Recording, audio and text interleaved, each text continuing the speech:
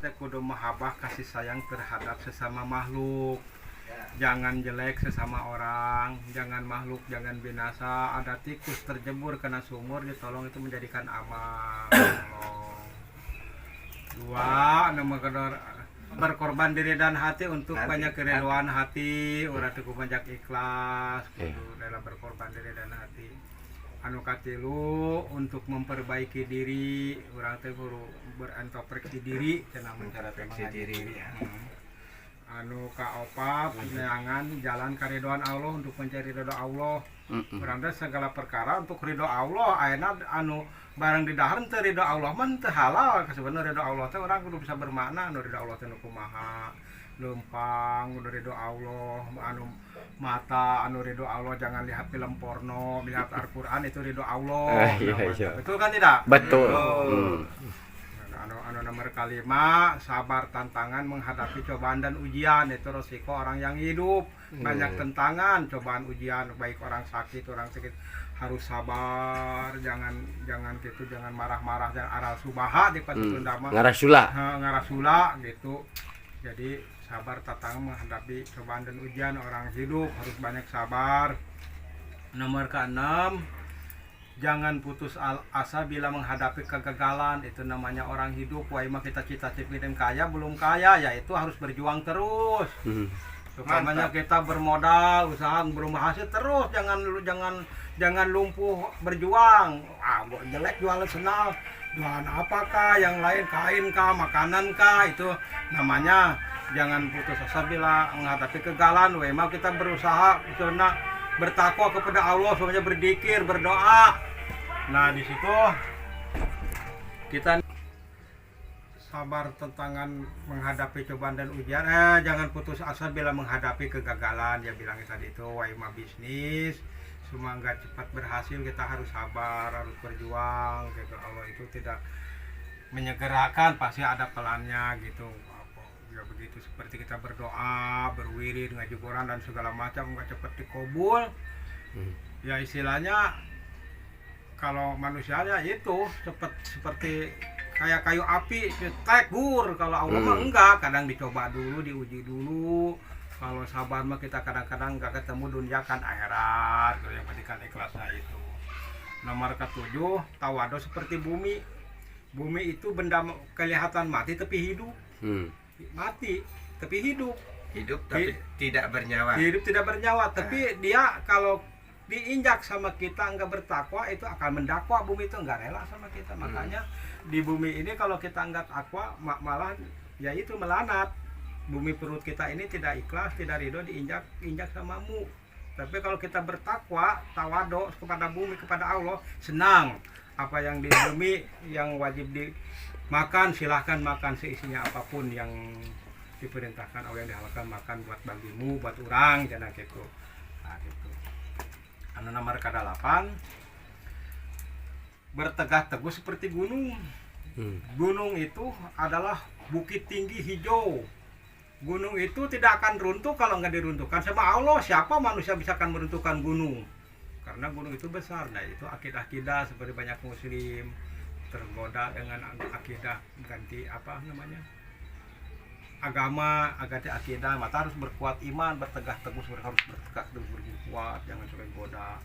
Zaman dulu bisa akidah dijual belikan dengan supermi, itu bukan bohong, memang nyata kata Armam Jainuddin MZ. Nah, kita harus kuat akidah. Nomor ke-9 itu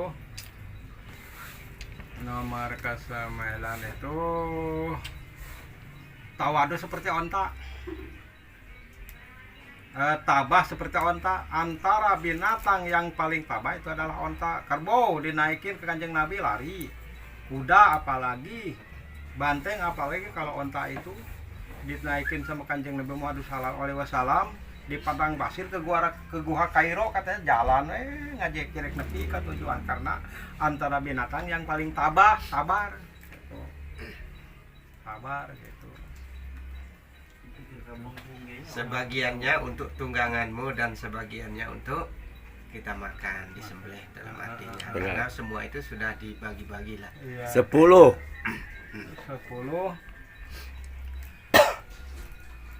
harus melihat tinggi seluas langit.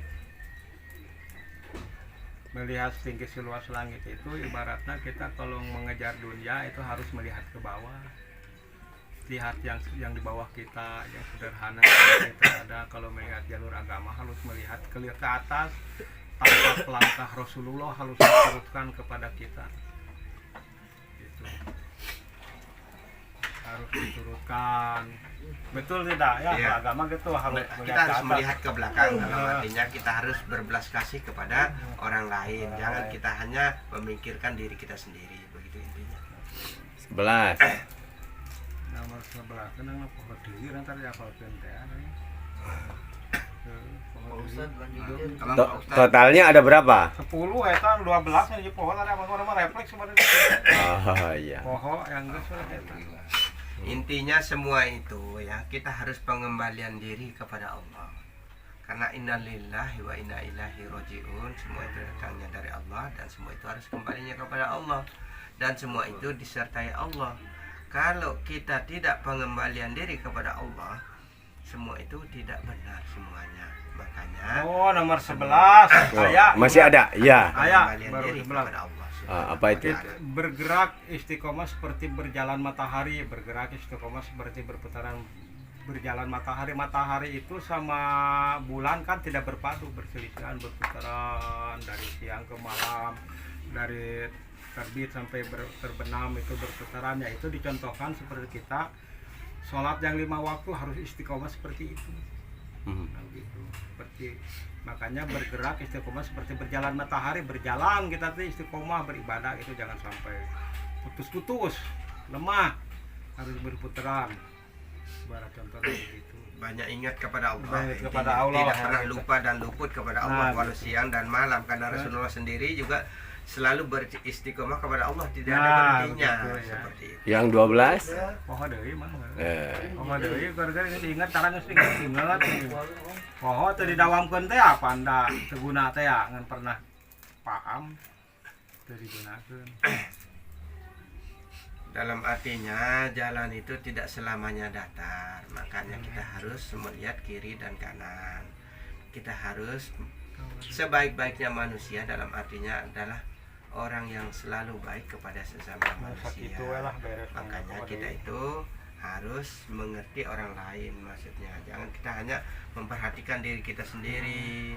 Hanya kita diri kita sendiri saja yang kita pikirkan. Kita harus pikirkan orang lain, bagaimana kesusahan orang lain, kesedihan orang lain, bagaimana mengenai makhluk lain juga kita harus perhatikan, karena semua itu adalah makhluk Allah. Itu semua butuh hidup dan butuh ketenangan. Seandainya kita saja diganggu seperti apa dan bagaimana, begitu. Contoh semut sekalipun binatang ya, kalau kita ganggu dia marah juga, makanya dia menggigit. Nah, makanya dia juga butuh ketenangan, jangan sampai diganggu. Maka Rasulullah mengatakan ya, sebaik-baik manusia apabila manusia itu selalu baik kepada sesama manusia, dan bukan hanya kepada sesama manusia saja, kepada semua makhluk, bahkan rerumputan, semua itu di sana tempat hidupnya Allah. Di pepohonan, di binatang sebesar apapun dan sekecil apapun, di situ adalah ada kesempurnaan Allah yang ada. Ada zat, sifat, asma dan afalnya Allah itu ada di segala macam bentuk apapun yang ada di alam jagat raya ini. Maka disitulah tempat kesempurnaannya Allah. Maka kita harus hargai dia, sekalipun binatang, rumput dan lain sebagainya. Terutama kepada sesama manusia kita harus selalu bijaksana, adil lah dalam artinya begitu.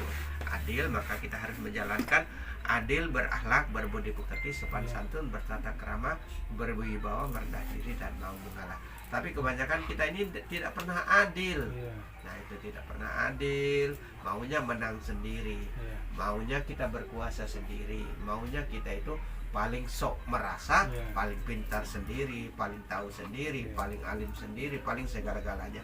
Sebenarnya sifat-sifat seperti itu tuh sifat yang tidak baik sebenarnya. Makanya di dalam sifat itu yang kita harus menggunakan sifat buta, tuli dan bisu yang kita harus pakai. Dalam artinya tetap merasa diri itu tidak pernah bisa dan tidak pernah punya kemampuan apapun, sedikit pun tidak pernah punya kemampuan kecuali Allah, quwata illah. berarti semua itu adalah atas kehendak Allah. Kita bisa berbicara seperti ini juga atas kehendak Allah. Kita bisa berkomunikasi seperti ini tidak lain adalah atas kehendak Allah. Sekalipun dalam kesederhanaan seperti ini juga, itu juga atas kehendaknya. Coba kalau tidak ada kehendak Allah, mana mungkin kita bisa bertemu seperti ini. Sedangkan saya loh posisi saya jauh, kenapa bisa bertemu dan berbicara, bercakap? Tidak disangka-sangka bahwa kita ini akan berbicara mengenai kehidupan, dalam artinya berbicara mengenai agama, arah hidup dunia maupun hidup akhirat. Dan mudah-mudahan semua ini menjadi berkah bagi kita semua, dan mudah-mudahan kita selalu dan selalu dihitung sebagai orang-orang yang selalu beriman oleh Allah Subhanahu wa taala.